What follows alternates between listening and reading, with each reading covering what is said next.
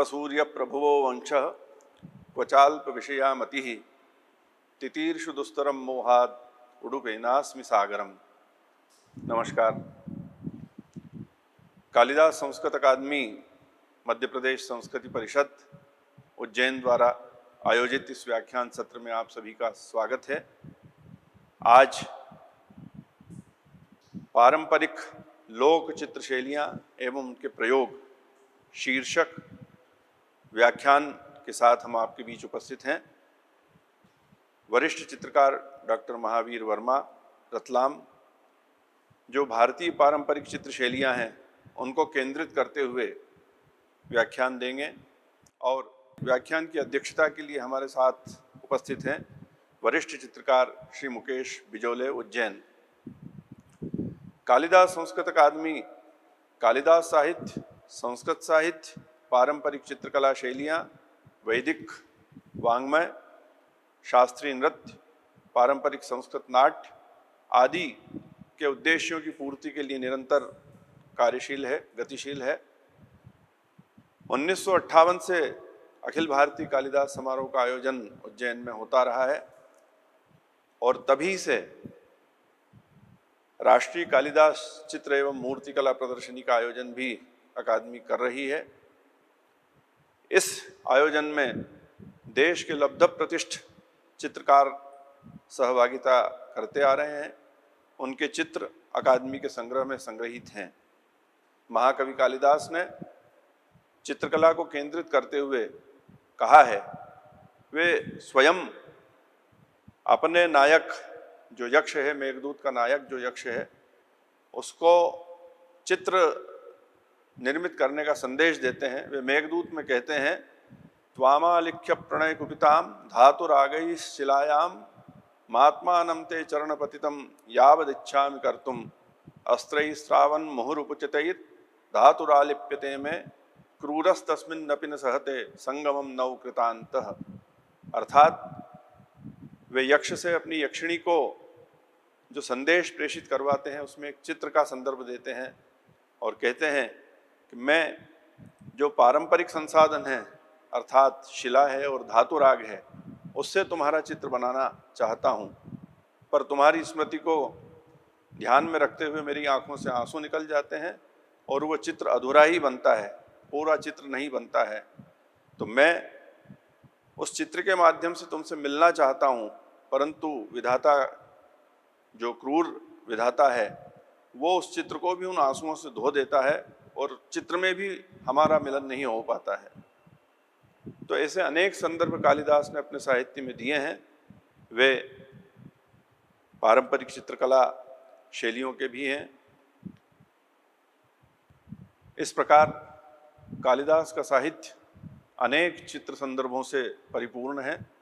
देश के लगभग सभी वरिष्ठ चित्रकारों ने कालिदास साहित्य पर चित्रांकन किया है। वे सभी चित्र कालिदास अकादमी के संग्रह में संरक्षित हैं। कोविड संक्रमण के इस काल में मध्य प्रदेश शासन का संस्कृति विभाग सक्रिय है और पारंपरिक जो हमारे आयाम हैं उनको प्रसारित करने के उद्देश्य से गमक श्रृंखला का आयोजन कर रहा है। इसमें आज पारंपरिक लोक शैलियों पर केंद्रित व्याख्यान हम सुनेंगे। श्री महावीर वर्मा जो रतलाम से हमारे साथ हैं, वे वरिष्ठ चित्रकार हैं। यूँ वे एक शिक्षक हैं, परंतु चित्रकला में उन्होंने अपनी तूलिका चलाई है और अनेक अवसरों पर उनके चित्रों का प्रदर्शन हुआ है। राष्ट्रीय कालिदास प्रदर्शनी प्रतियोगिता में 2 बार वे पुरस्कृत हुए हैं। उनका हम स्वागत करते हैं। हम स्वागत करते हैं श्री मुकेश बिजोले जी का, जो पारंपरिक चित्रकला के वरिष्ठ चित्रकार हैं और राष्ट्रीय कालिदास चित्रकला प्रदर्शनी में उनके चित्रों का भी पुरस्कार हेतु चयन हुआ है। दोनों विद्वानों का हम स्वागत करते हैं। हम स्वागत करते हैं सभी सुधी सहृदय दर्शकों, श्रोताओं का कि वे आज हमारे बीच इस व्याख्यान सत्र में उपस्थित हैं। अब मैं सादर आमंत्रित करता हूं श्री महावीर वर्मा जी को कि वे पारंपरिक लोक चित्रकला शैलियां एवं प्रयोग शीर्षक व्याख्यान देने का कष्ट करें।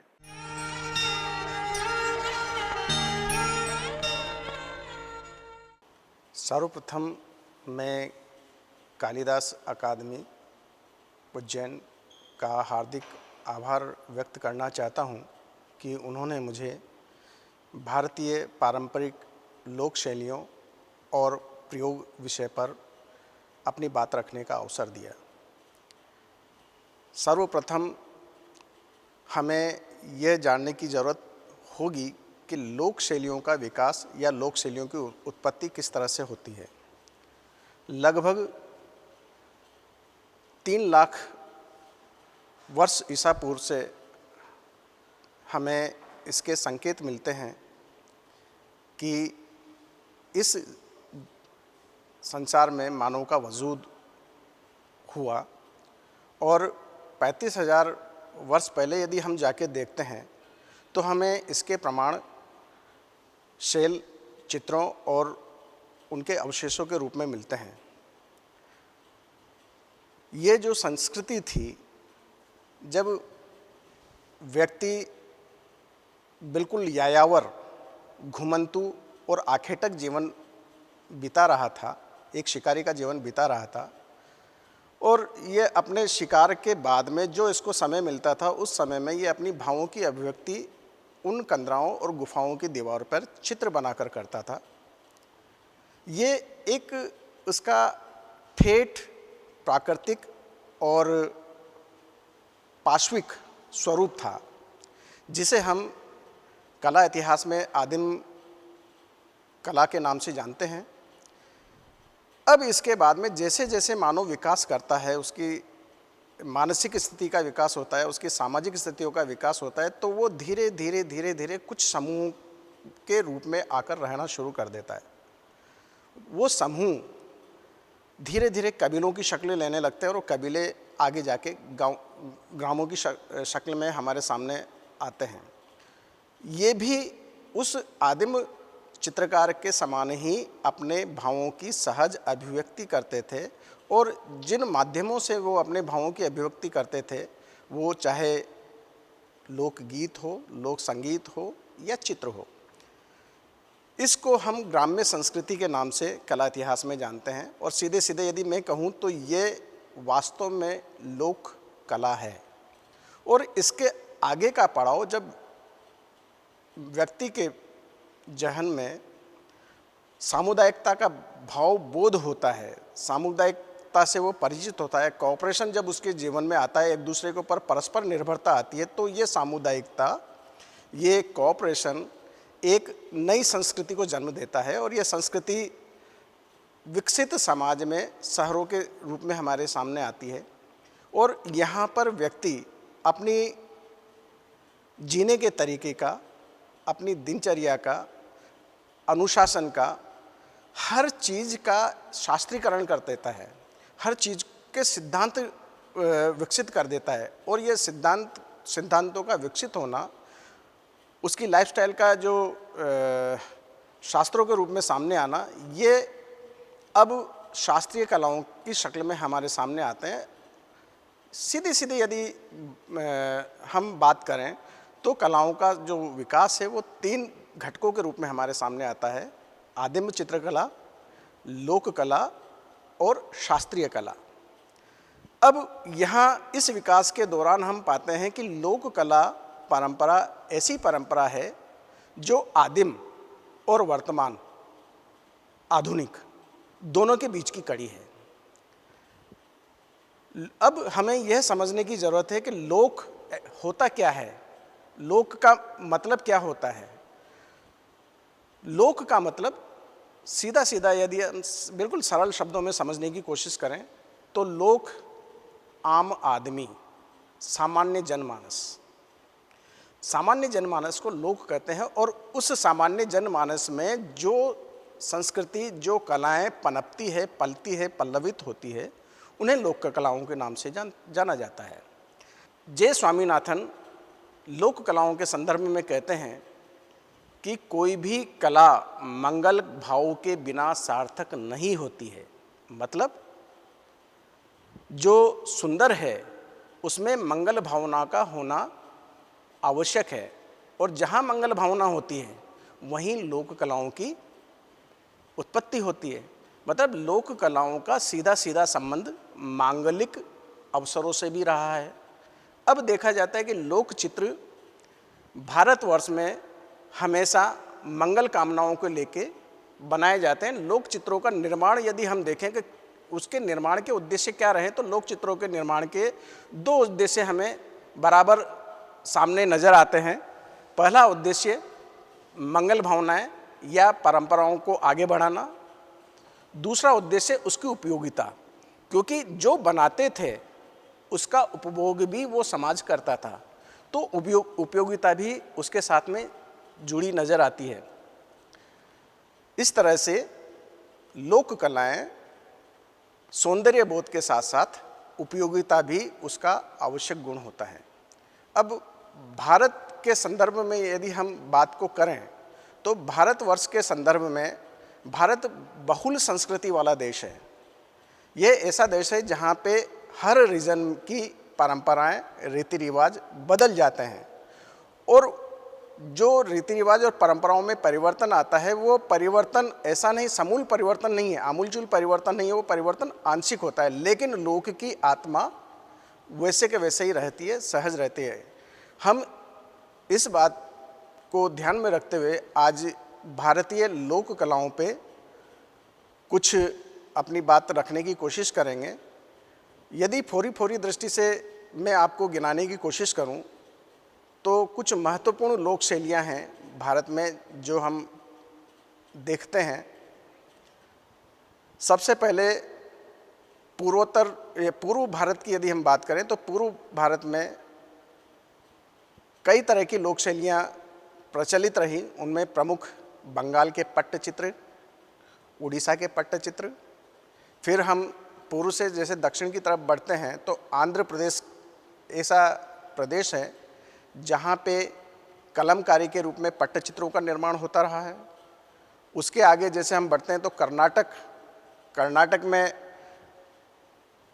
चितर करके लोक शैली का एक स्वरूप हमारे सामने आता है। कर्नाटक से पश्चिम की तरफ जैसे हम आगे बढ़ते हैं तो महाराष्ट्र की वॉर्ली, और सुदूर पश्चिम क्षेत्र में हम आते हैं तो गुजरात में पिथोरा शैली। पश्चिम से जैसे हम उत्तर की तरफ थोड़ा बढ़ें तो हमें मध्य प्रदेश में गौंड शैली, राजस्थान में मांडना और फड़ शैली, और इसी तरह से उत्तर पूर्व में हम देखते हैं तो बिहार की मधुबनी शैली, ये भारत की प्रमुख लोक शैलियों में आती है। इन पारंपरिक लोक शैलियों का जब हम अनुशीलन करते हैं या जब इन्हें देखते हैं तो कुछ विशेषताएं इन सभी पारंपरिक लोक शैलियों में हमें दिखाई देती है जो समान हैं।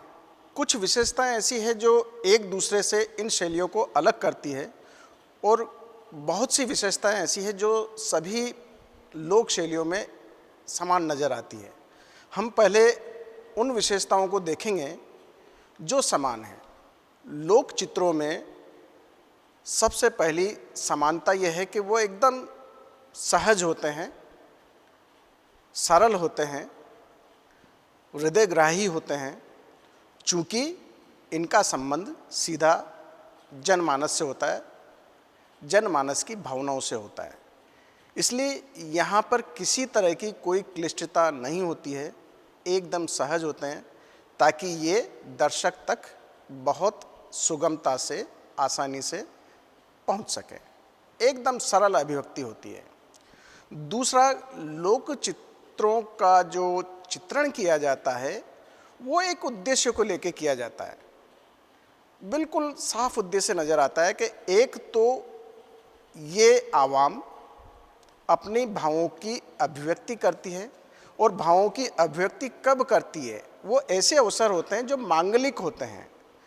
मांगलिक अवसर होते हैं जैसे तीज है, त्यौहार है, कृषि संबंधी कोई इनके आयोजन हैं, विवाह पर्व आदि आयोजन हैं, तो ऐसे समय पे लोक चित्रों की अभिव्यक्ति होती है।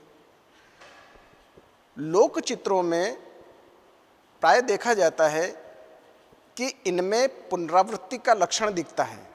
चूँकि परंपरागत है, ये कहीं से विद्यालयीन शिक्षा में नहीं सीखे जाते हैं। ये ऐसी शैलियाँ हैं जो एक पीढ़ी अपनी दूसरी पीढ़ी को स्वभाव में सिखाती है, और वो एक पीढ़ी से दूसरी पीढ़ी, दूसरी पीढ़ी से तीसरी पीढ़ी, इस तरह से परंपरागत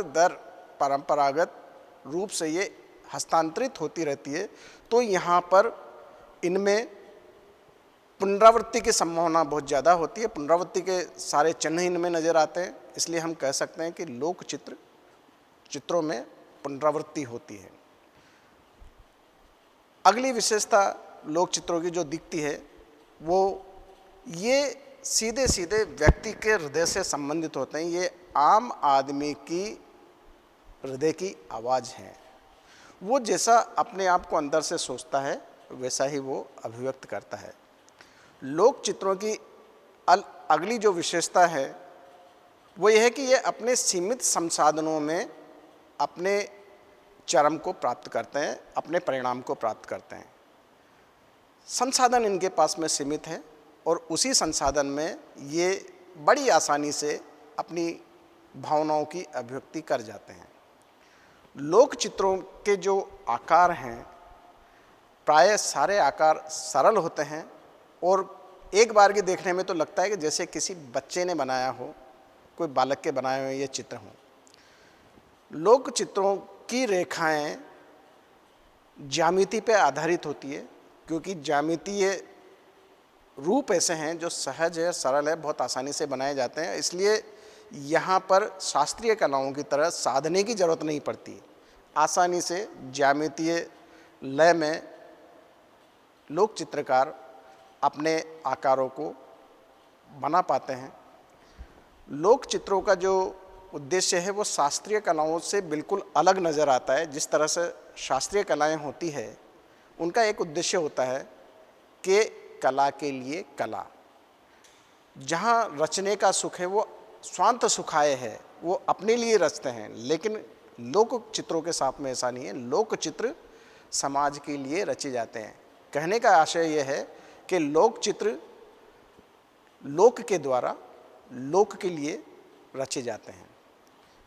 अब हम आगे बढ़ें तो ये देखना होगा कि भारत में जो मैंने पहले आपको जिन लोक शैलियों के नाम गिनाए हैं उनका बारी बारी से हम थोड़ा सा अध्ययन करेंगे, उनको देखने की कोशिश करेंगे कि वो लोक चित्र होते हुए भी एक दूसरे से अलग कैसे हैं। सबसे पहले हम आते हैं बंगाल के पट्टचित्रों पे। बंगाल, पश्चिम बंगाल पूर्वी भारत का वो हिस्सा है जहाँ पर लोक चित्रण की बहुत शक्तिशाली परंपरा रही है। और सबसे खास बात यह है कि पूर्वी भारत में जितने भी चित्र बने हैं लोक संस्कृति, लोक परंपराओं में, वो सारे चित्र कपड़ों पे बने हैं। और शायद उसके पीछे एक कारण भी है, क्योंकि ये हिमालय का तराई क्षेत्र है, कुछ हिमालय का क्षेत्र है जहाँ पे वर्षा अधिक होती है, और ऐसी स्थिति में वो अपने चित्रों को ज़्यादा समय तक सुरक्षित रखें। इसके लिए ये ज़रूरी था कि वो चित्र कपड़े पर बनाए जाएं। पश्चिम बंगाल में जो लोक शैली थी चित्रों की वो आज हम कालीघाट के पट्टचित्रों के नाम से जानते हैं। बंगाल का बांकुरा, बीरभूम, वर्धमान और हुगली क्षेत्र पट्टचित्रों के निर्माण के लिए विख्यात हैं। जैसा कि नाम से ही विदित है कि पट यानी कपड़ा, वो चित्र जो कपड़े पे बनाए जाए। ये सूती कपड़े को चावल का मांड चढ़ाकर, गोंद और चावल के मांड का लेप करके उससे पट्ट तैयार करते थे, और उस पट्ट पर फिर खनिज रंगों के द्वारा चित्रकारी की जाती थी। और इस पे चित्र बनाने वाले जो कलाकार थे वो पटवा कहलाते थे। कालीघाट में जो पट्टचित्र बने हैं उनकी विषय वस्तु जैसा कि विदित है कि काली और दुर्गा से ही संबंधित रही है। जहाँ ये पट्टचित्र बनाए जाते थे वहाँ से वो चित्रकार अपने बाज़ार की तलाश में कालीघाट आया करते थे, और कालीघाट इनका बहुत बड़ा बाज़ार हुआ करता था जहाँ से ये अपने इन चित्रों को बेच पाते थे। कालीघाट के पट्टचित्रों की सबसे मुख्य विशेषता यह थी कि ये चित्र उपलब्ध सीमित संसाधनों से बनाए जाते थे, लेकिन इन चित्रों में एक खास बात यह देखी जाती है जो दूसरी लोक शैलियों से कालीघाट की शैली को अलग करते थे। वो विशेषता है यहाँ यूरोपीय शैली का प्रभाव। हिंदुस्तान की सभी लोक कलाएँ सपाट नज़र आती है, द्विआयामी प्रभाव को लिए नज़र आती है, लेकिन कालीघाट की पट्टचित्र शैली ऐसी शैली है जिस पे कंपनी शैली का प्रभाव पड़ा और इसके जो चित्र हैं उनमें रेखांकन के साथ साथ ये चित्रकार छाया का अंकन भी करना शुरू कर दिए, जिससे इनमें एक गोलाई का आभास होने लगा। ये बंगाल के पट्टचित्र यहाँ की जनता के दैनंदिन के क्रियाकलापों का भी चित्रण यहाँ पे बहुत अच्छी तरह से हुआ है। ये बंगाल के पट्टचित्रों की विशेषता थी। जिस तरह से ये इन चित्रों के निर्माण में कलम, पेंसिल और ब्रश इत्यादि का भी इस्तेमाल करते थे। प्राय इन्होंने उपलब्ध जो आसानी से उनको हो पाया खनिज रंगों का प्रयोग किया है। खनिज रंगों को गोंद के साथ में मिलाकर चित्रण के काम में लिया जाता था। जिस तरह से पीले रंग के लिए इन्होंने पौरी या हरताल का प्रयोग किया, लाल रंग के लिए हेंगुल को इस्तेमाल किया, नीले रंग के लिए जो नील की खेती की जाती थी वहाँ से जो नील प्राप्त होती थी उसको इन्होंने नीले रंग के लिए इस्तेमाल किया, और काले रंग के लिए भस्म काली यानी काजल, दीपक की कालिख से जो काजल बनाया जाता था उसको काले रंग के रूप में ये इस्तेमाल करते थे। इसके आगे हम उड़ीसा की तरफ चलते हैं। उड़ीसा में भी पट्टचित्र बनाने की परंपरा रही है और उड़ीसा के पट्टचित्रों की परंपरा लगभग 400 साल पुरानी है। 17वीं शताब्दी से उड़ीसा के पट्टचित्र हम लोगों की जानकारी में आते हैं। उड़ीसा के पट्टचित्रों को प्राय महिलाओं द्वारा बनाया गया और ये पट्टचित्र जो बने हैं वो यहाँ के मंदिरों को सुसज्जित करने के काम में आते थे। इन पट्टचित्रों पे यहाँ के जो मंदिर हैं भुवनेश्वर और कोणार्क, उनके जो म्यूरल्स हैं उन म्यूरल्स का सीधा सीधा प्रभाव इनके पट्टचित्रों के आकारों में देखा जाता है। यहाँ भी उसी तरह से खनिज रंगों का प्रयोग हुआ है। जिस तरह से वेजिटेबल कलर्स और मिनरल्स कलर जो उपलब्ध थे उनका प्रयोग करके ये चित्रांकन किया करते थे। उड़ीसा के पट्टचित्रों के जो विषय वस्तु हुआ करती है जगन्नाथ की उपासना से संबंधित है। जैसे जगन्नाथ या जगन्नाथ, बलभद्र और सुभद्रा, या जयदेव की जो जयदेवकृत पुस्तक है जयदेव की गीत गोविंद पे आधारित इन्होंने काफ़ी चित्र बनाए। विवाह पर्व जैसे विषयों को लेकर चित्र बने। रामायण और महाभारत भी इनके चित्रों की विषय वस्तु रही। उड़ीसा के पट्टचित्र 4 तरीके से बनाए जाते थे, 4 आकारों में बनते थे। टिकली, ठिया, पाना और इसके अलावा पदक। कुछ चित्रों को तो ये ताबीज़ के रूप में भी पहने जाते थे। ताबीज़ के रूप में छोटे आकारों में बनते थे, जैसे टिकली और पदक ये छोटे आकारों में बनाए जाते थे जिनको आराम से ताबीज़ के रूप में धारित भी किया जाता था। यहाँ के कलाकार जो है बड़े श्रमसाध्य तकनीक से ये अपने रंगों को तैयार करते थे, जिसमें पाउडरिंग और फिल्टरिंग टेक्निक का ये इस्तेमाल करते थे। पाउडर बना के उसको पानी के साथ में गला के फिर उसको निथारा जाता था, फिल्टर किया जाता था। उसके बाद में जो कलर, जो रंग इनको प्राप्त होता था उसमें गोंद मिला के ये अपने चित्रांकन में इस्तेमाल करते थे। उड़ीसा के पट्टचित्रों की जो खास विशेषताएं दिखती है कि एक तो इनकी लाइन बोल्ड है, दूसरा सब चटकीले हैं। रंगों में जो चटकीलापन है वो देखते ही बनता है। प्राथमिक रंगों का यहाँ प्रयोग किया जाता है। फिर इन चटक रंगों के आकारों के अंदर ये लोग उंगलियों की बिंदियों या रेखाओं की उससे अलंकरण करते हैं, अंदर अलंकृत किया जाता है, जिससे इस फॉर्म को डेकोरेटिव किया जाता है। उड़ीसा के पट्ट चित्रों के जो आकारों का अनुपात है वो वैज्ञानिक पद्धति का अनुपात नहीं है, प्राय आकार देखने में छोटे लगते हैं। कई चित्र उड़ीसा के मैं गिना सकता हूँ या आपको बताऊँ तो, जिसमें राम, लक्ष्मण और रावण का युद्ध है। रावण के 10 सिर बनाए गए हैं, सफ़ेद रंग का लिबास रावण को पहनाया गया है, वो सफ़ेद रंग चावल के आटे से प्राप्त रंग है। उसके पीछे पृष्ठभूमि में जो रंग है लाल रंग, वो लाल रंग हिंगुल और लाल मिट्टी से प्राप्त रंग है। नीला रंग जो ये बनाते हैं वो नील को प्रोसेस करके बनाते हैं। पीला रंग और पीला रंग हरताल और हरा रंग एक टोन मिलती है जो शायद पीले और नीले को मिलाकर ये बनाते हैं। इस तरह से उड़ीसा के पट्ट चित्रों में खासकर जगन्नाथ और वैष्णव, चूँकि वैष्णव संप्रदाय का ये गढ़ रहा है, तो कृष्ण लीलाओं से संबंधित चित्र, रामायण महाभारत से संबंधित चित्रों की यहाँ बहुतायत रही है। अब आगे हम आएँ तो आगे आंध्र प्रदेश की तरफ जैसे चलते, तो आंध्र प्रदेश में लोक चित्रण की जो परंपरा हमें नज़र आती है वो है कलमकारी। जैसा कि नाम से ही स्पष्ट है, कलमकारी यानी कलम का कौशल।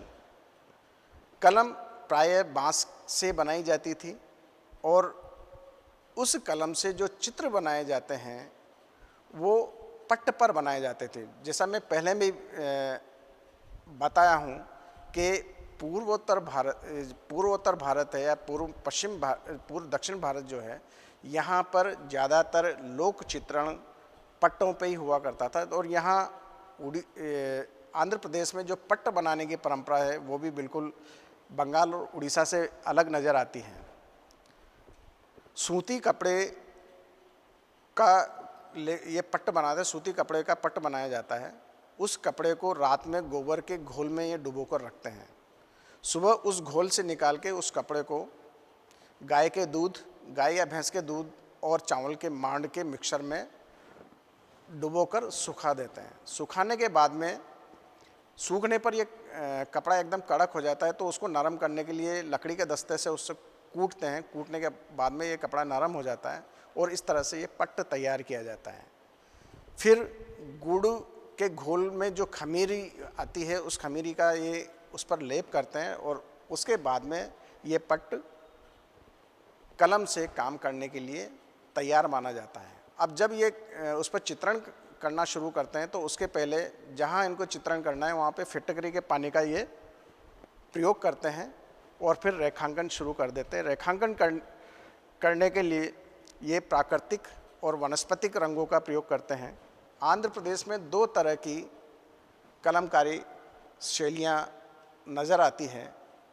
एक श्री कालाहस्ती कलमकारी के नाम से विख्यात है और दूसरी मछलीपट्टनम कलमकारी के नाम से विख्यात है।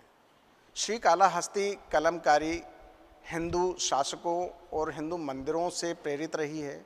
मछलीपट्टनम कलमकारी मुस्लिम शासकों के संरक्षण में फली और फूली। श्री कालाहस्ती कलमकारी की सबसे खास बात ये थी कि ये कलमकारी हस्त निर्मित थी, हाथ से चित्र बनाए जाते थे, रंग बनाए जाते थे और उनको रंगों को भरा जाता था और बड़ी श्रम साध्य तकनीक से ये रंग तैयार करते थे। श्री कालाहस्ती कलमकारी के अलावा मछलीपट्टनम जो कलमकारी का विकास हुआ, माना जाता है कि मुस्लिम शासक जो थे वो अपने महलों के अंतर्भागों को ठप्पों या ब्लॉकों से सजाते थे और वो ठप्पे कालांतर में वेजिटेबल डाई के रूप में आज हमारे सामने आते हैं और कंप्लीट ये डाई स्टाइल होकर रह जाती है। कालाहस्ती कलमकारी के जो विषय वस्तु हुआ करती थी वो रामायण और महाभारत से संबंधित विषय वस्तु हुआ करती थी। मुक्त हस्त कलमकारी है, बांस की कलम से ये बनाई जाती है। मछलीपट्टनम की कलमकारी में जैसे मुस्लिम शासकों के संरक्षण में फली फूली, तो यहाँ पे ईरानी प्रभाव बहुत आसानी से देखा जा सकता है।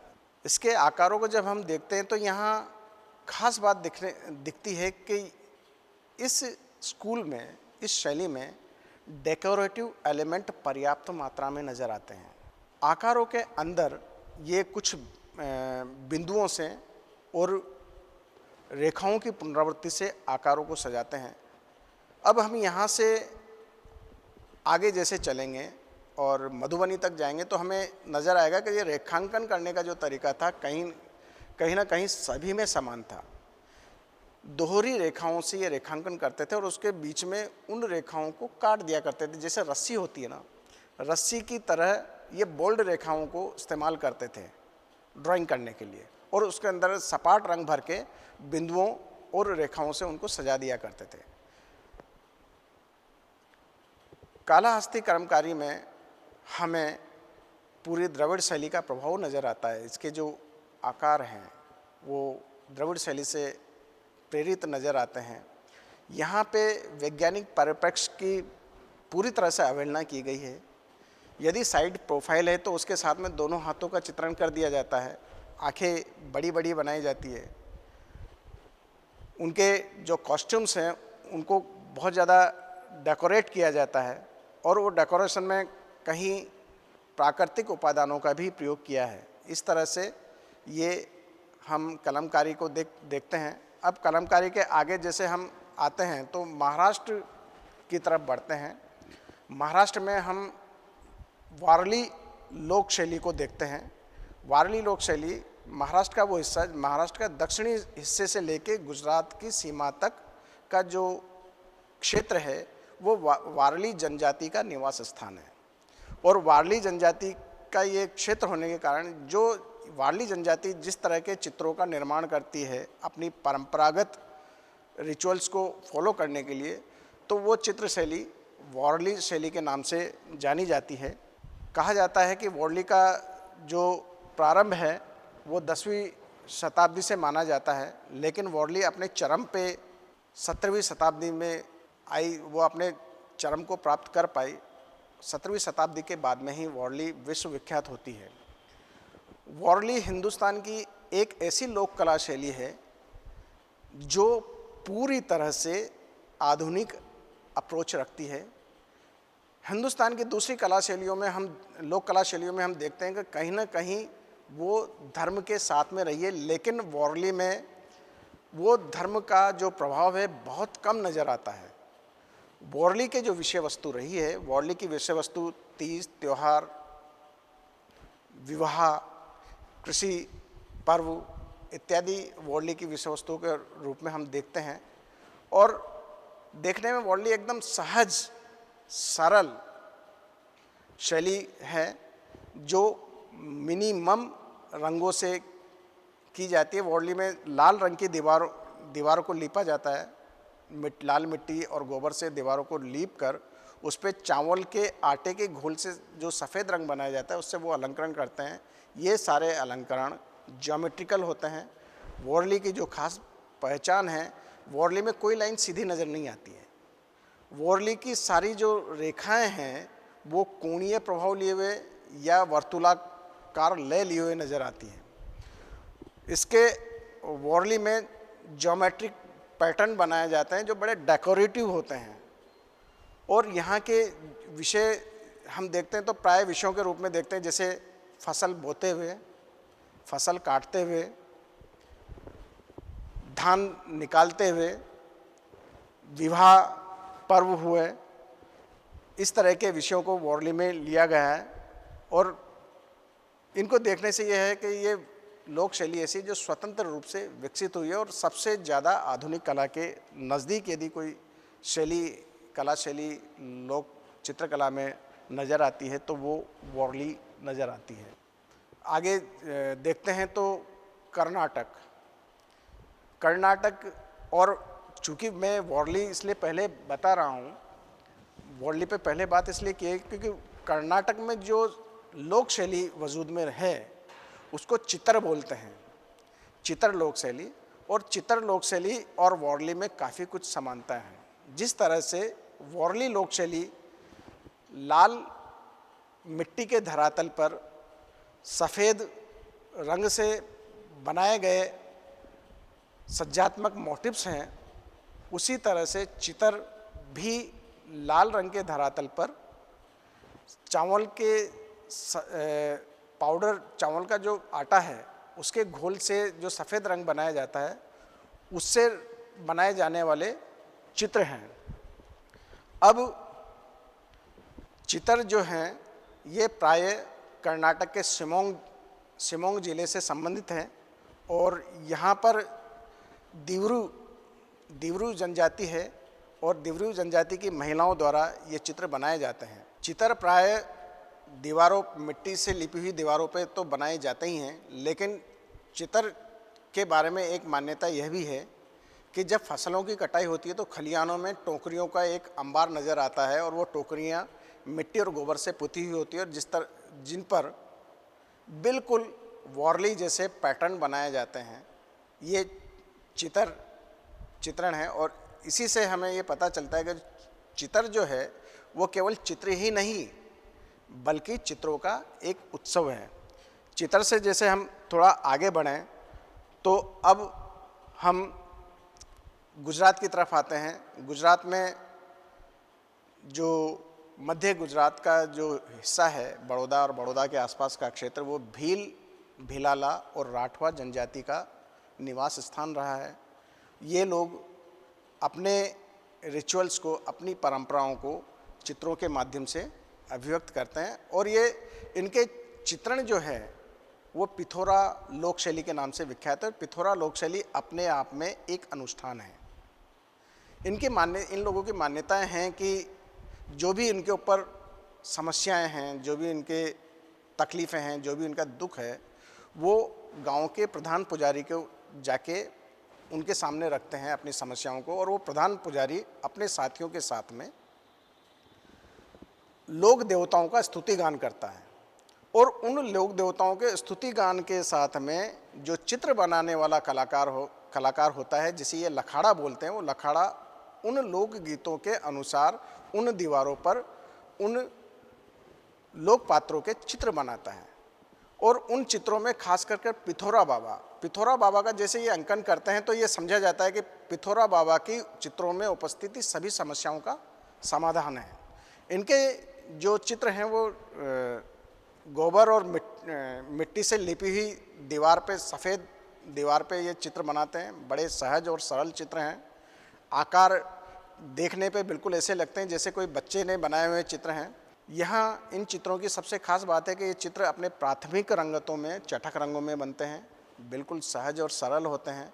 इन चित्रों को ये अंदर बिंदियों से अलंकृत करते हैं। उंगलियों की बिंदियों को लगा के इन चित्रों को अलंकृत किया जाता है। और इन चित्रों की सबसे खास बात यह है कि ये चूँकि ये ट्राइब जो है वो प्रकृति के ज़्यादा नज़दीक है, तो इनके चित्रों में प्राकृतिक अवयवों को उपस्थिति ज़्यादा नज़र आती है। कहीं ना कहीं पिथोरा में डबल इमेज चित्र भी देखे जाते हैं, जैसे घोड़े की एक आकृति है लेकिन दो मुंह उसके बना दिए, वो दो मुंह उसकी गतिशीलता का प्रतीक है। इस तरह से पिथोरा बहुत ही महत्वपूर्ण लोक शैली है और ये लोक शैली ही नहीं बल्कि एक चित्रों का अनुष्ठान है। बड़ी पवित्रता के साथ में इन चित्रों को बनाया जाता है। और पिथोरा की सबसे खास बात है कि यहाँ पर महिलाओं द्वारा चित्रण वर्जित है। पुरुष चित्रकार हैं वही चित्रण करते हैं।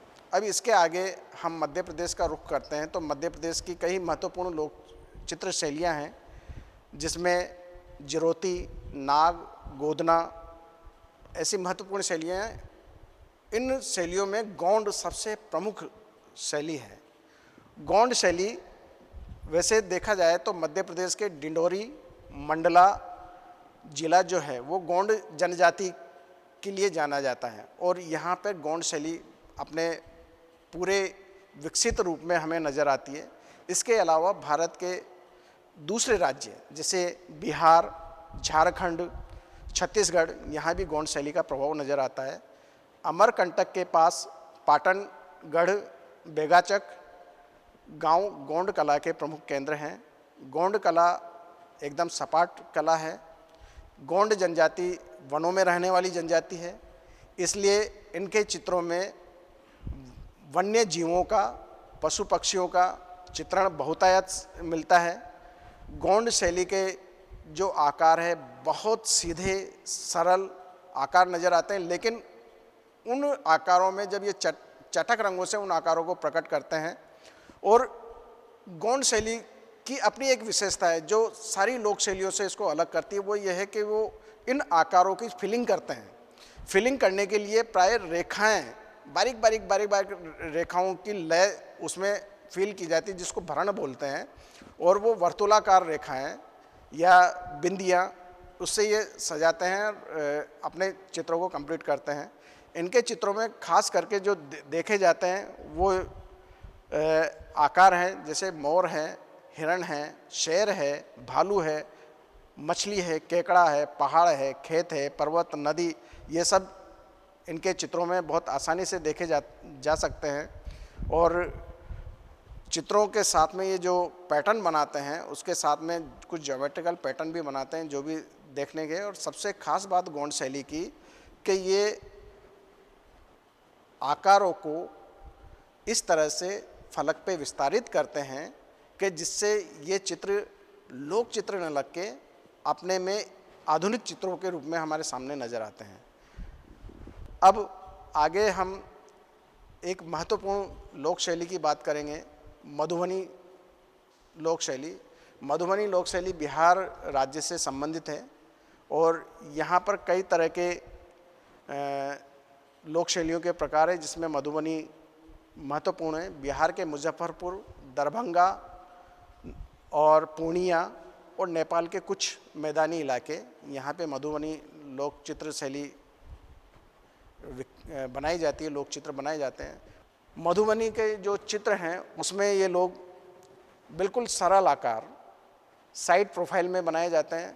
मधुबनी चित्रों की खास विशेषता है कि इनकी जो रेखांकन है दोहरी रेखाओं से बनते हैं और वो रेखाएं बिल्कुल देखने में रस्सी जैसे लगती, जैसे रस्सी की डिज़ाइन होती है उसी तरह से इनके रेखांकनों के आकारों की डिज़ाइन होती है। इसमें ये प्राथमिक रंगों का प्रयोग करते हैं जो खनिज रंग होते हैं, चटकीले रंग होते हैं, और इनके आकारों में वो बिंदुओं और रेखाओं से उन्हें सजाया जाता है। इसके बॉर्डर्स को ये ज्योमेट्रिकल पैटर्न से डेकोरेट करते हैं। मधुबनी में जो आकार और पृष्ठभूमि के बीच पृष्ठभूमि में जो खाली स्थान है उन रिक्त स्थानों को ये बेल बूटों, पत्तियों, फूलों आदि से सजा देते हैं। इस तरह से मधुबनी चित्र विशिष्ट भारतीय लोक शैलियों में नज़र आती है। इनके जो सब्जेक्ट हैं उसमें माँ दुर्गा, काली, राम सीता, राधा कृष्ण। अंत में हम आते हैं राजस्थान लोक शैलियों की तरफ। राजस्थान में भी कई तरह की लोक शैलियाँ वजूद में हैं, जिसमें आज खास करके चर्चा करना चाहूँगा मैं मांडना और फड़पे। मांडना राजस्थान के कोटा, बूंदी, झालावाड़, टोंक, जयपुर, सवाई माधोपुर क्षेत्र में बनते हैं और ये मीणा जनजाति की महिलाओं द्वारा प्राय बनाए जाते हैं। ऐसा नहीं है कि मीणा जनजाति के दूसरे समाज के जो अन्य वर्ग भी है वो भी अपने घरों को उसी तरह से मांडनों से सजाते हैं, लेकिन ज़्यादातर जो उसमें सृजनात्मक योगदान है वो मीणा जनजाति का है। मांडना चित्र बहुत सीमित संसाधनों में, बहुत सीमित रंगों में बनाए जाते हैं। मान्यता है कि खाली घर, इन मीणा ट्राइब में खाली घर अपशगुन का प्रतीक माना जाता है और जो घर मांडनों से सुसज्जित होते हैं वहाँ पर लक्ष्मी का वास होता है। ऐसी इनकी धारणाएं और मान्यताएं हैं। मांडने में ये लाल मिट्टी और गोबर से लिपी हुई दीवार या आंगन, उसके ऊपर गेरू, खड़िया और हिरमिच जैसे रंगों से चित्रण करते हैं। एक विशेष तकनीक का ये प्रयोग करते हैं। यदा कदा तो बांस की कूचियाँ तो इस्तेमाल करते ही हैं, लेकिन कई जगह पर देखा जाता है कि बांस की कूची भी नहीं होती। महिलाएं जो है बालों के गुच्छों को अपने हाथ में उंगलियों में फंसा के उसको प्रेशर देती है, और प्रेशर देने से जो खड़िया रेल के आती है या गेरू रेल के आता है, उंगली के साथ वो रेखाएं बनाती जाती है। उसी तरह से कई बाल के गुच्छे ना रख के वो कपड़े की एक फाहा भी रख लेते हैं और उससे वो पैटर्न बनाते हैं। ये मांडना जो है उसमें ज्यामिति का ज़्यादा प्रभाव होता है और रेखाओं की आवृत्ति उसमें बार बार नज़र आती है। बीच में जैसे गहरे लाल रंग से मुख्य रेखांकन करते हैं और उसके दोनों तरफ सफ़ेद खड़िया की लाइनों से ये आकारों को स्पष्ट करते हैं। उसके अंदर के हिस्सों को ये भरते हैं, उसे चिरण भरण तकनीक कहा जाता है। तो छोटी लाइनों की बारंबार पुनरावृत्ति से उसको भरा जाता है। मांडने कई तरह के बनाए जाते हैं, जो खास करके तीज त्यौहार, दिवाली, होली, गणगौर और विवाह, जन्म, मृत्यु आदि अवसरों पे ये मांडने बनाए जाते हैं। इनमें कई ऐसे फॉर्म होते हैं जिन्हें हम आसानी से पहचानते हैं, जैसे चंग है, फीणी है, बिजनी, पगलिया या बावड़ी, फूल। इस तरह से आकार स्थानीय पशु पक्षी, स्थानीय जनजीवन इनके मांडनों में भी नज़र आते हैं। मांडने दोनों ही सतहों पर बनते हैं, धरातल पे भी बनते हैं, दीवार पे भी बनते हैं। इसमें पर्याप्त रूप से ये अपनी स्थानीय संस्कृति को, स्थानीय परिवेश को, स्थानीय जीवन को अपने मांडनों में अभिव्यक्त करते हैं। अब आगे बढ़ें तो हम फड़ की तरफ आते हैं। फड़ चित्र, फड़ चित्रों का सीधा सीधा संबंध राजस्थान के भीलवाड़ा ज़िले से हैं और भीलवाड़ा ज़िले में भी शाहपुरा जो क्षेत्र है वो 1631 में राजा सामंत सिंह द्वारा, शाहजहाँ के समय में राजा सामंत सिंह द्वारा बसाया गया। और राजा सामंत सिंह ने पुरग्राम से पांचा छिपा, एक चित्रकार थे पांचा जोशी, उनको आमंत्रित किया कि वो आके फड़ बनाए, फड़ चित्रण करें। और तभी से फड़ चित्रण की परंपरा का शुभारंभ हुआ माना जाता है। फड़ चित्रों में खास करके जैसे गोगा देव जी, तेजा जी, रामदेव जी, पाबू जी या दुर्गा माँ, इनके जनजीवन को ये अभिव्यक्त करते हैं चित्रों में। और कहा जाता है कि फड़ एक ऐसी लोक शैली है जिसमें साहित्य, संगीत और कला तीनों का मिश्रण है। फड़ चित्र बनाने वाले अलग और फड़ों का प्रेजेंटेशन करने वाले वो कम्युनिटी अलग, जो फड़ों को लेकर लोगों के बीच में जाती है वो कम्युनिटी है भोपा। पति पत्नी दोनों मिलके वो गांव में, देहातों में जाते हैं और गा के उन लोक देवताओं की जीवनी को गा के लोगों को बताते हैं उन चित्रों के माध्यम से। तो कहते हैं कि वो जो उनकी लोक देवताओं का जो कहानियां हैं या जो उनकी जीवन है, उनकी शौर्य गाथाएं, वो लोगों तक पहुंचाई जाती है चित्रों के माध्यम से, संगीत के द्वारा। तो यहाँ साहित्य, संगीत और कला तीनों ही एक साथ नज़र आती है। फड़ चित्रों का जो कंपोजिशन है वो बड़ा सहज है। इसमें केंद्रीकृत कंपोजिशन का ये इस्तेमाल करते हैं, सेंट्रलाइज्ड कंपोजिशन, जिसमें मुख्य जो देवता है वो अपने वाहन या अपने सवारी के साथ में बीच में कंपोज किया जाता है और उसके साथ में दूसरे देवताओं को आसपास बना दिया जाता है। फड़ में महिला आकृतियाँ हरे या नीले रंग से बनाई जाती है, पुरुष आकृतियाँ लाल रंग से बनाई जाती है। जो राक्षस और दुराचारी आकृतियाँ हैं, आत्मा हैं, उनको काले रंग से बनाया जाता है और सात्विक आकृतियाँ हैं वो बनाई जाती है नीले और सफ़ेद रंग से।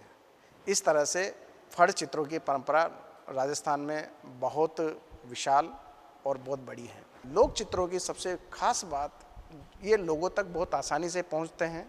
जिस तरह से शास्त्रीय चित्रों में एक अवरोध आता है, वहाँ लोक चित्रों में चित्रकार और दर्शकों के बीच की सारी जो बाधाएं हैं वो ख़त्म हो जाती है, नज़र नहीं आती है। ये सर्वजन में व्याप्त हैं, सर्वजन के लिए हैं, बहुत आसानी से समझे जाने वाले हैं। लोक चित्र मांगलिक हैं, लोक चित्र परंपराओं का निर्वहन करते हैं और लोक चित्र आम आदमी की आत्मा की अभिव्यक्ति है।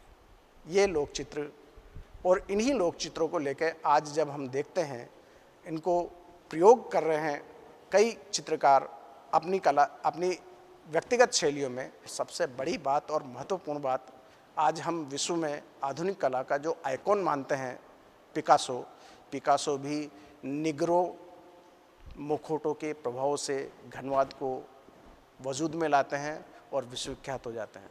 ये सारी बात रखने का मुझे अवसर दिया कालिदास संस्कृत अकादमी ने। कालिदास संस्कृत अकादमी के निदेशक डॉक्टर संतोष पंड्या, उपनिदेशक सुश्री डॉक्टर योगेश्वरी फिरोजिया और मेरे मित्र डॉक्टर संदीप नागर, मैं आपका हृदय से आभार व्यक्त करता हूं कि आपने मुझे मौका दिया अपनी बात रखने का और आप लोगों तक पहुंचने का। आप लोगों ने बड़े संयम से मेरी बात सुनी, मैं इसके लिए हृदय से आभारी हूँ। चित्रकला में पारंपरिक लोक शैलियाँ एवं प्रयोग शीर्षक व्याख्यान अभी हमने सुना। हम धन्यवाद ज्ञापित करते हैं श्री महावीर वर्मा जी के प्रति कि उन्होंने जो भारत भर में फैली हुई पारंपरिक लोक चित्रकला की शैलियाँ हैं उन पर प्रकाश डाला और अपना व्याख्यान दिया। बहुत बहुत धन्यवाद। अब मैं सादर आमंत्रित करता हूँ श्री मुकेश बिजोले जी को कि वे इस व्याख्यान सत्र की अध्यक्षता का उद्बोधन प्रदान करें। नमस्कार। देश के जाने माने चित्रकार महावीर वर्मा जी ने चित्रकला में भारतीय पारंपरिक और लोक शैलियों के बारे में और उनके प्रयोग के बारे में विस्तार से बताया। जैसे कि महावीर वर्मा जी स्वयं देश के बड़े चित्रकार हैं, भारतीय लोक शैलियों के बारे में उनका गहन अध्ययन है और वे स्वयं आधुनिक लोक चित्रकला के और बड़े कंटेम्प्ररी आर्ट में वर्तमान में काम करने वाले चित्रकार भी हैं। जैसे कि राजस्थान की फड़ शैली के बारे में बहुत बारीक और वहाँ के लोक कथाओं के बारे में विस्तार से बता रहे हैं। इसका मतलब यह है कि भारतीय तमाम राज्यों की लोक शैलियों की मूल आत्मा रंग और लोक कथाओं में बसी हुई है। किसी भी राष्ट्र की पहचान वहाँ की कला और संस्कृति से ही बनती है। लगभग कई हजार वर्ष पहले लोक कला का इजाद हो चुका था, यानी कि लोक कला अपने अस्तित्व में आ चुकी थी जब भाषा का विकास नहीं हुआ था। जैसे कि हम भीमबेटका में शैल चित्रों के माध्यम से बहुत गहराई से समझ सकते हैं। महाकवि कालिदास राजा विक्रमादित्य के 9 रत्नों में से एक थे। मेघदूत में वर्णित है कि यक्ष द्वारा चित्र बनाए गए हैं। अभिज्ञान शकुंतलम नाटक में हर श्लोक अपने आप में एक दृश्य बनाता है। दृश्य बनाना यानी कि थिएटर की परंपरा में एक अप्रोच के साथ एक दृश्य बनता है। श्लोक अपने आप में एक पूर्ण चित्र बनाने में सक्षम है। महाकवि कालिदास के सभी ग्रंथों में रचित श्लोक अपने आप में संपूर्ण दृश्य बनाने में सक्षम होते हैं और इसी को आधार मानते हुए देश के प्रसिद्ध चित्रकारों ने उनके श्लोक पर आधारित चित्रों की रचना की है और इस तरह महाकवि कालिदास के हर श्लोक को जीवंत चित्रों में बनाया गया है। जैसे कि प्रकृति का जब वर्णन होता है, एक बिंब बनता है। जब कवि कालिदास मेघदूत में कहते हैं कि आप, हे मेघ, मेरी बात को मेरी प्रियतमा के पास पहुंचाने के लिए मेरा संदेश लेके जाएं, और याद रखना कि रास्ते में जब बरस जाए और आप क्षीण हो जाएं, तो फिर किसी नदी का जल पीकर अपने आप को स्वस्थ करते हुए मेरा संदेश पहुंचा देना। फिर एक और अति मार्मिक दृश्य बनता है कि वो हंस से बोलते हैं कि हे हंस, मेरी बात मेरी प्रियतमा तक पहुंचाने के लिए आप मेरा संदेश दूर देश तक पहुंचाने में मेरी मदद करें। तब वो बोलते हैं कि ध्यान रहे कि आपको भूख लगे तो रास्ते में आपको कमल नाल और कमल के तालाब मिलेंगे, और मुझे पता है कि आपको कमल नाल बहुत प्रिय है। तो आप जाते जाते कमल नाल को लेते हुए अपने मुंह में दबाते हुए उड़ते हुए जाएं, और उसको रास्ते में ही भोजन करते हुए मेरे प्रियतम को बिना किसी देरी के संदेश पहुंचाएं। इस तरीके से भारतीय चित्रकारों ने उतनी ही, जैसे कहते हैं कि परकाया प्रवेश, चित्रकारों ने उस काल में महाकवि कालिदास की काया में प्रवेश किया और जीवंत चित्रों को बनाया। तो महाकवि कालिदास के सभी ग्रंथ देश नहीं विदेशों में भी प्रसिद्धि ख्याति लिए हुए हैं। और महाकवि कालिदास की राष्ट्रीय चित्रकला प्रदर्शनी लगभग 1958 से चित्रकला और शिल्पकला जो आज तक चली आ रही है, हमारे देश के तमाम चित्रकार बल्कि विदेशी कलाकारों ने भी इसमें भाग लिया है और चित्र बनाए हैं। लोक कला और लोक शैलियों का समय समय पर देश काल और परिस्थितियों के अनुसार विकास अलग अलग राज्यों में हुआ है। जैसे कि मध्य प्रदेश में गौंड शैली, गोदना शैली, और खासकर मालवा में सांझा लोक शैली, जो गोबर और फूलों के माध्यम से स्थानीय लोक कलाकारों के द्वारा बनाई जाती थी। हमारे मध्य प्रदेश झाबुआ के सिद्धहस्त कलाकार पेमा फतिया जो पिथौरा शैली में काम करते हैं, और पिथौरा शैली यानी कि लोक चटक रंग, प्राकृतिक लोक कलरों में काम करने के नींव के पत्थर की तरह उनको जाना जाता है। मध्य प्रदेश शासन ने उन्हें शिखर सम्मान से सम्मानित भी किया है। ऐसे चित्रकार, ऐसी हमारे मध्य प्रदेश की शैली। और मैं तो ये कहूँगा कि कश्मीर की अपनी एक शैली है, जैसे कर्नाटक की अपनी एक शैली है, साउथ की अपनी एक शैली है, हिमाचल की अपनी एक शैली है। जैसे कांगड़ा शैली हिमाचल की है, साउथ में जाएंगे तो तंजौर और चितर शैली।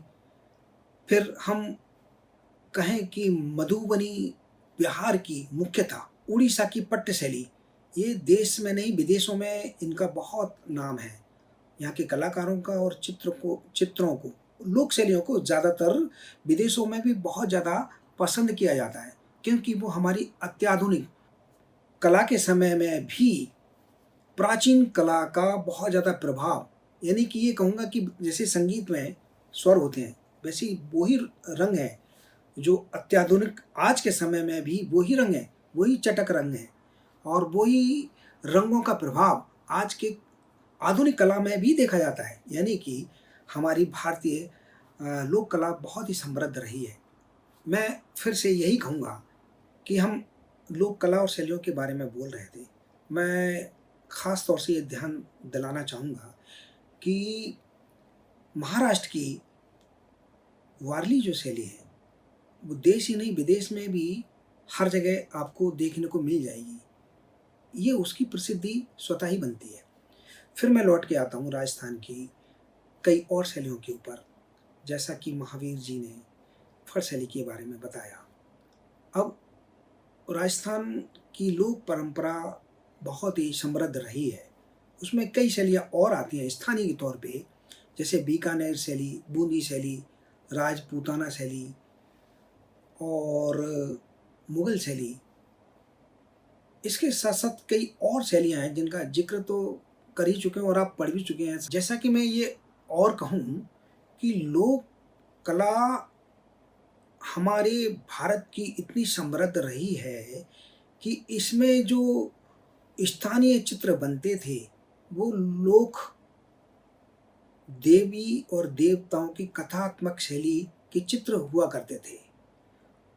और ख़ास बात यह है कि मैं ये कहूँ कि पूरे विश्व की जो आधुनिक कला है वो मैं ऐसा मानता हूँ कि लोक कला का जो एक बड़ा द्वार है उसी के रास्ते से होकर गुजरती हुई, विकसित होती हुई आधुनिक कला का रूप लेती है। और ख़ास महत्वपूर्ण बात अंत में मैं ये कहूँगा कि कालिदास चित्र एवं मूर्ति कला इसके लिए एक बहुत बड़ा बृहद प्लेटफॉर्म देती है आने वाले पीढ़ी के कलाकारों के लिए भी। मैं मध्य प्रदेश कालिदास संस्कृत अकादमी के निदेशक डॉक्टर संतोष पंड्या जी एवं उप निदेशिका सुश्री योगेश्वरी फ्रोजिया मैम और साथ ही डॉक्टर संदीप नागर जी का आभार व्यक्त करता हूँ कि जिन्होंने मुझे आज यहाँ आमंत्रित किया। कालिदास अकादमी चित्रकला में भारतीय पारंपरिक और लोक शैली के प्रयोग के लिए लगातार आयोजन कर रही है, क्योंकि आने वाली पीढ़ी और चित्रकार इस विषय से जुड़ें और कालिदास की ग्रंथों की ख्याति देश और विदेशों में पहुंचाएं। इसके लिए मैं कालिदास अकादमी को साधुवाद देता हूँ। नमस्कार। अभी आपने चित्रकला की पारंपरिक लोक शैलियाँ एवं प्रयोग विषय पर मुख्य वक्ता के रूप में मध्य प्रदेश के वरिष्ठ चित्रकार एवं शिक्षक श्री महावीर प्रसाद वर्मा जी को सुना। इसी के साथ इस कार्यक्रम की अध्यक्षता कर रहे वरिष्ठ चित्रकार श्री मुकेश बिजौली जी को भी सुना।